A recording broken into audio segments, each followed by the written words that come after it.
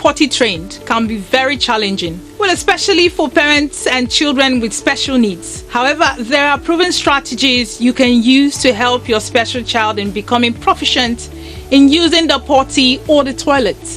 Eventually, the sense of accomplishment when they eventually succeed in this important aspect of self-care can make an enormous impact in their level of self-esteem. In this episode of the podcast, we will be discussing potty training strategies for children with special needs. We will be discussing tactics you can deploy to get your special child well on the way to using the potty or the toilet effortlessly. Also, kindly hit the like button and click on the subscribe button if you are new to this channel. Hello and welcome to Seizurecare podcast. I am Dr. Chiggy, your host and the founder of Seizure Support Foundation.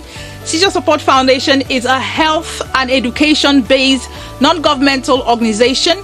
We are dedicated to bridging information, education, and treatment gaps as regards children with neurological disorders and learning disabilities. We envision a society where independent and productive living is possible for persons who are challenged by neurological disorders and learning disabilities. We are committed to awareness creation, special education, advocacy, and research.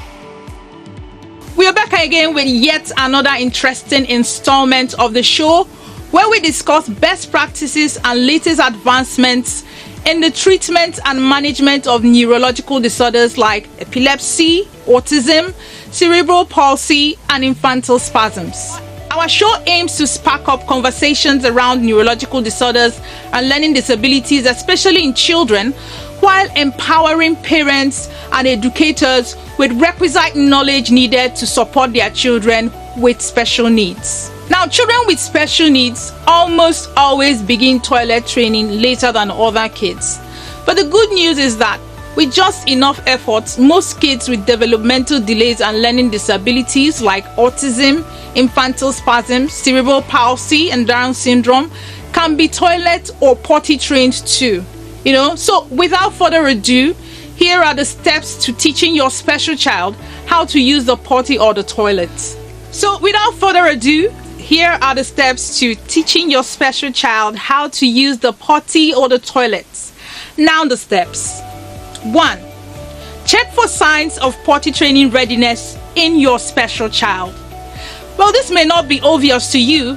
You can find out by making a checklist and answering the following questions. Does your child know or understand the difference between being wet, being soiled, or being dry? Does he or she make gestures of discomfort, signifying he or she is wet or soiled? How often and at what times do they wee or poo in a day? Are they capable of accessing the toilet or potty by themselves? Do they show any kind of excitement, whether verbal or non-verbal, each time you talk about using the potty? You may not be able to check all the boxes, but having at least 2 of the boxes checked shows signs of potty readiness in your child. 2. Seek out the help of a professional. Just in case you're not able to assess readiness in your special child, you're at liberty to seek out assessment by professionals like pediatricians, clinical psychologists, child psychologists, occupational therapists, whichever of them you have access to. Alternatively, you can also get help from a support group or community of practice. This could be a group of, parents, professionals, or caregivers, that have experience caring for children with special needs. And when you're always willing, and who are always willing to share tips and strategies on potty training, as well as other challenges. 3. Track the times at which they poo or pee in a day. This means you take mental notes of the number of times they pee or poo. Most importantly, note the times at which they do so. Track this, for a week and see if there is a pattern. If you notice a pattern to the timing, then that may be a leeway to explore. We will get to this aspect soon enough. 4. Use sibling rivalry to your advantage.